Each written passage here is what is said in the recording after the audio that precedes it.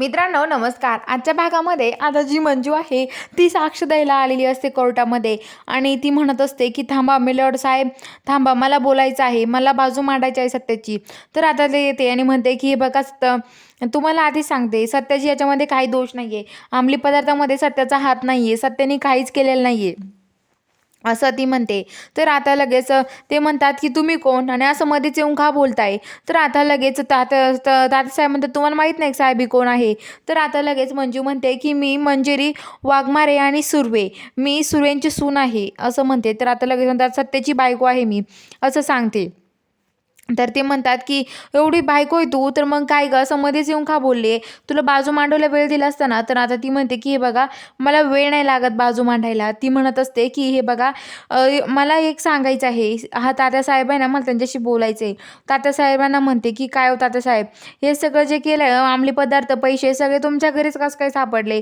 तुम्हाला जर वाटत होतं हे पैसे सत्याने अंमली पदार्थामध्ये हात आहे, तर मग ते पैसे तुमच्या घरी कसं काय सापडले. अहो सगळं तुमच्या घरात कसं काय सापडलं, सत्याकडे काहीच नाही सापडलं असं म्हणते. तर आता ते म्हणतात की हे बघा तसं काही असू शकत नाही, कारण की मी माझ्या घरी ठेवलं असतं सत्याने मुद्दामून आणून, तर काय माहिती कुणाला काय कळणार आहे तरी. तर आता लगेच मिलॉर्ड साहेब म्हणतात की हे बघा तुम्ही बोलताय ना मॅडम, ते पण बरोबर आहे. तर आता लगेच तात्यासाहेब म्हणतात की हे बघा तुम्ही वाघमारे, तुम्ही पोलीस कशा झालात ते सांगा बरं. तर आता लगेच सत्या ते म्हणतात की हे कशाला प्रश्न विचारताय उलट सुलट. तर आता लगेच तात्यासाहेब म्हणतात ते पण विचारणं गरजेचं आहे ना.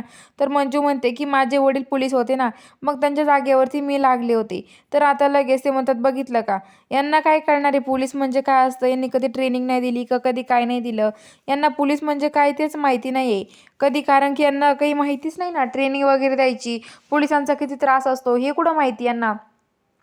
त्यामुळं कसं काय करतील, यांना काही माहितीच नाही आहे, हे काय पोलीस अशाच झालेले आहे, बापा जागर लागलं ते असं म्हणतात. तर आता लगेच ते पोलीस म्हणतात की नाही नाही असं कसं काय होऊ शकतं. हे वकील म्हणतात की हे बघा तुम्ही शांत राहा आणि हे बघा तुम्ही तिथे अशी बाजू मांडू नाही शकत आणि हे बघा तुम्ही आता जाऊ शकता. तर आता सगळेजण तिथून जातात आणि म्हणतात की पुढची सुनावणी ही 1 तारखेला होईल असं म्हणतात आणि सगळेजण जायला लागतात. तर आता मंजू पण बाहेर येते आणि ती सत्याला म्हणत असते की सत्या काळजी घे स्वतःची आणि आता मी जाणार नाही आहे इथून ट्रेनिंगसाठी. तर आता जाधव साहेब म्हणतात की हे बघ मंजू, तू असं चोरून पळून यायला नको होतं, तू सांगून यायचं ना.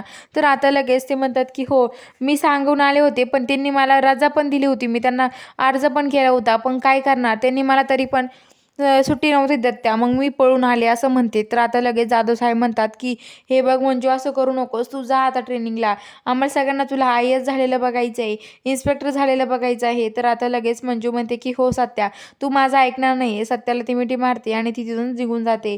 तर आता लगेच सत्या आणि तेव्हा इकडं जाधव साहेबांनी ठरवतात आणि परत ते आतमध्ये जातात आणि परत त्यांची सुनावणी चालू असते, त्यांचं बोलणं चालू असतं. तर इकडे आता जी मंजूची आई आहे, ती मंजूची आई खूप टेन्शनमध्ये बसलेली असते. ती म्हणत असते की माझ्या एकाही मुलीच्या आयुष्यामध्ये सुख लिहिलेलं नाही आहे, कुणाच्याच आयुष्यात सुख नाही आहे. माझ्या आयुष्यात लग्नाचं सुख नव्हतं, माझ्या पोरींच्या आयुष्यात पण नाही संसाराचं सुख नाही आहे, आमच्या कुणाच्याच आयुष्यात संसारात सुख का नाही दिलं देवानी काय माहिती. तेवढ्यात तिथे आंबरी चाललेली असते. आंबरी म्हणते अगं आई काय झालं तुला. तर आंबरीची आई म्हणते की अगं आई अगं तुला माहीत नाही का काय झालं. अगं मग ना मला माझ्या मंजूच्या आयुष्यात पण सुख नाही आहे, माझ्या संसारात तर नव्हतंच, माझ्या पोरींचे संसार असंच, तुझं संसाराविषयी तर मला बोलायचं पण नाही, बोलूशी वाटत नाही गं, उगीच असं तोंड झाकून बुक्के खायचे असं वेळ येते. तर आता लगेच मग ते अमृता म्हणते की हो गाई तू टेन्शन नको घेऊ. तेवढ्यात अमृताला काहीतरी मेसेज पडतो आणि ती लगेच TV चालू करून बघते. तर त्याच्यावरती न्यूज चालू असतात मंजूच्याच आणि ते न्यूजमध्ये सांगत असतात मंजूविषयी. तर आता लगेच आमरी म्हणते की आई मला तिकडे फोन करावा लागणार आहे, मला फोन करून बघावं लागणार आहे मंजू दीदीला. तर आता ती मंजूला फोन लावते आणि मंजू म्हणते आमरे तुला कळत नाही का, मी कामामध्ये आहे, ती नंतर काय फोन करते. तर आमरी म्हणते की तू बघितलं का मीडियावाले तुझ्या आसपास आहे, सगळं काही आम्हाला समजतंय, तू काय करते काय नाही सगळं समजतंय माहिती का.